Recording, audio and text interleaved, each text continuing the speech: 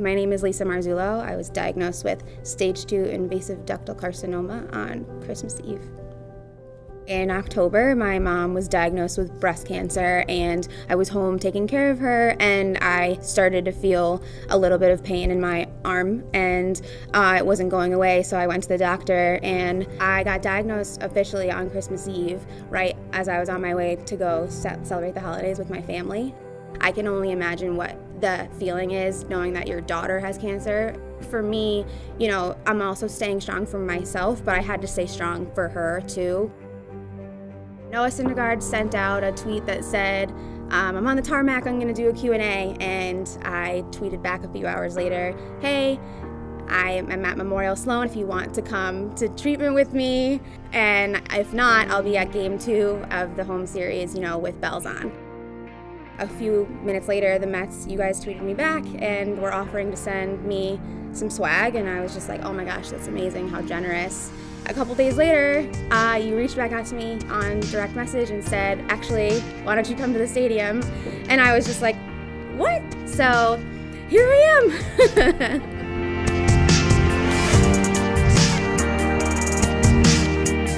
am. My dad's from Queens, born and raised in Queens, and when they moved to Connecticut, he stayed a Mets fan, so my brother and I grew up Mets fans. So being here today is like the cherry on top of a fandom cake. I met Mickey Callaway, Brody McWagonin, Pete Alonso, JD, and everywhere I looked, I was just like, I can't even believe that I'm standing here right now. You guys are really hooking me up.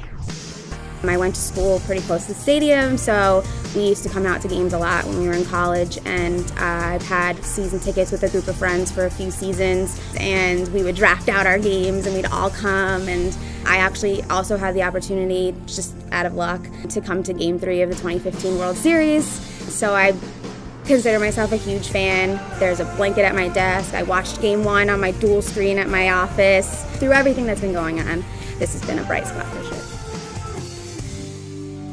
I got this hat for my birthday from a friend, and he didn't really think anything of it when he got it for me. He just thought, oh, it's the winter, your birthday's in the winter, here's a winter hat. And under this hat, I'm very bald, and the hat has literally been on my head 24/7. I'm glad that my hat is what brought me here in a way from my tweet, and like I said, the support of this team has been amazing, and I'm a super fan of the Mets, so I wear the hat proudly.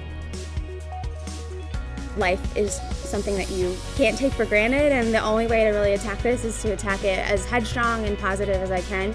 It's really been like an amazing support system, and I think the biggest thing with this process is that you need that. I've had all of my friends and family that have come out with me to every single chemo treatment so far. I have my husband with me at every treatment, and in the most recent ones, they give me a really high dose of Benadryl and I just fall asleep, and so it's nice that there's somebody there to watch after me while I'm sleeping.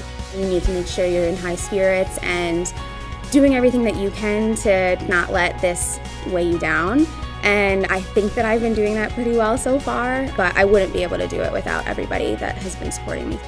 I think the biggest thing is that life comes at you fast and you can't prepare for things, and you just have to be willing to roll with the punches as best as you can during stuff like this so that you come out stronger on the other side. I still can't believe this all happened from just a tweet. Being here with the Mets, I am just so grateful for this opportunity. I'm just so grateful to this team and to the support that you guys have shown me as a fan and someone who's really been a fan for my entire life. So I'm just really happy to be here. Let's go Mets!